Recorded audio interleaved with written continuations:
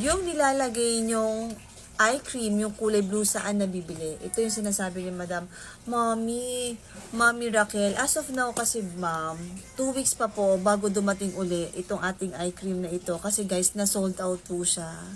So, sobrang dami po ng nag-o-order ay hindi po kinaya ang kapangyarihan po niya. Sobrang ganda nito kasi ma'am she's kasi may cooling effect siya. So nakakatulong siya sa mga eye bags, dark areas ng ating tawag nito, ng ating mga mata.